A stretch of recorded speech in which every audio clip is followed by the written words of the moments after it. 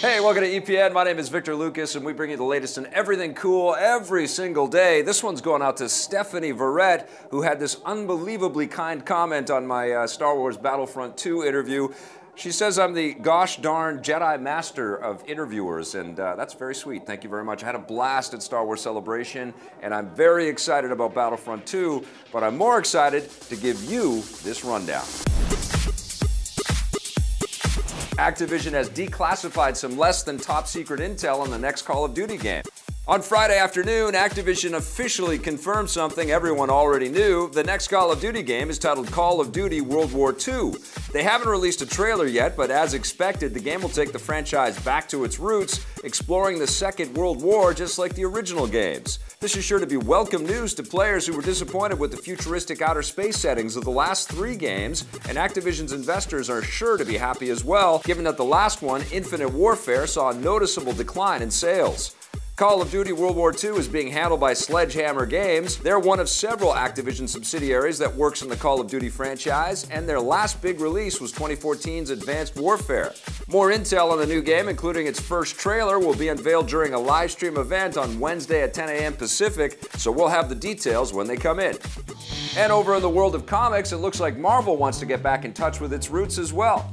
They've announced a new publishing initiative called Marvel Legacy, which will basically shake up their entire comics lineup in order to put a stronger emphasis on their classic heroes.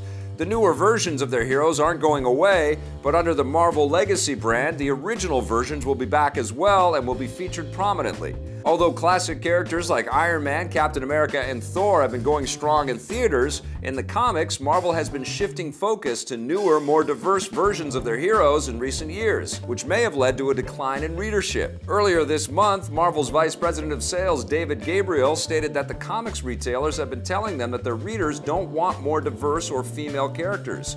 Marvel quickly clarified his statements, saying that what he meant was that readers just want to see more of the classic characters because they miss them. This is probably why they're bringing back those classic characters as part of the new Marvel Legacy initiative.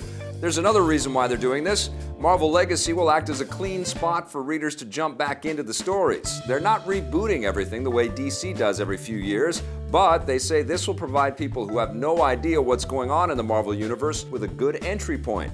Marvel Legacy kicks off with a 50-page one-shot this fall. Mark your calendars because the sequels to Avatar are getting closer and closer to Earth. After years of delays, James Cameron and 20th Century Fox have finally begun filming all 4 of the planned sequels to their blockbuster 2009 film and announced official release dates for all of them. The first sequel, Avatar 2, will pop off theater screens on December 18, 2020, 11 years to the day after the first film was released. The wait won't be as long for the next film, Avatar 3, because it will follow just 1 year later on December 17, 2021. After that, it will be a 3-year wait for Avatar 4, which lands in December 2024, with Avatar 5 bringing everything to a conclusion in December 2025. So why has it taken this long for the sequels to happen? Cameron had originally planned to make just 1 sequel and have it out in 2015, but the story quickly ballooned into 4 separate movies. Since they're all being shot in one go, they all had to be written and conceptualized ahead of time, which is a lengthy process. Shooting the films concurrently will give them plenty of time to complete the extensive editing and special effects work that needs to be done, especially for the final movies, which will help keep production costs lower than if each film were made one after the other. It makes sense that they'd want to keep costs down. The first Avatar was estimated to have cost more than $500 million to make, thanks largely to all the new technology that had to be developed, and Cameron wants to push the envelope even further with the sequels. Expect to be hearing more and more about the new Avatar movies as they get closer and closer. 20th Century Fox isn't putting all of their money into Avatar. They've also got loads of new X-Men movies on the way. The studio has announced release dates for no less than 3 upcoming mutant movies, all due out in 2018. First up is their long-in-development New Mutants film, which arrives on April 18th. Like the comic series of the same name, New Mutants will focus on a younger team of mutant superheroes, many of which have already appeared in previous films, but will likely be played by new actors this time around. The X-Men series isn't afraid to recast roles, but one role that isn't being recast is the young Professor X, who will once again be played by James McAvoy. I've never felt power like this before. The next X-Men Universe movie will follow just 6 weeks after that because Fox has finally set a date for Deadpool 2, June 1st, 2018. The original film was an unexpectedly huge financial success, so it's no surprise that Fox is giving the sequel a big summer release. Ryan Reynolds will be back in the lead role, joined by Josh Brolin as his opposite number Cable, and plenty of violence and raunchy humor is a no-brainer. Finally, Fox is working on a new movie in the main X-Men series. They've announced X-Men Dark Phoenix for release on November 2nd, 2018.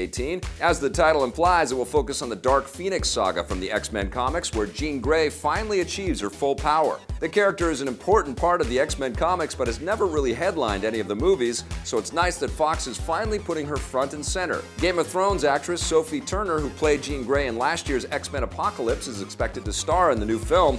Fox still hasn't said when we might be seeing their long-rumored X-Force or Gambit movies, but we've got plenty of other X-Men action for now. Don't you hate it when DLC takes forever? Well, here's some DLC that's taken 7 years.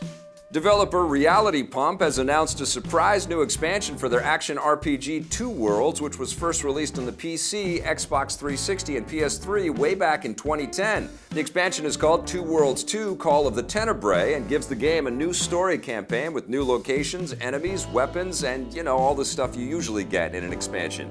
It will be available on May 25th on the PC only, which makes sense given that its original consoles have been replaced by newer systems. If you lost your copy of the original game or you just never played it because you weren't born yet, you'll be happy to know that the DLC will also be standalone and playable by itself.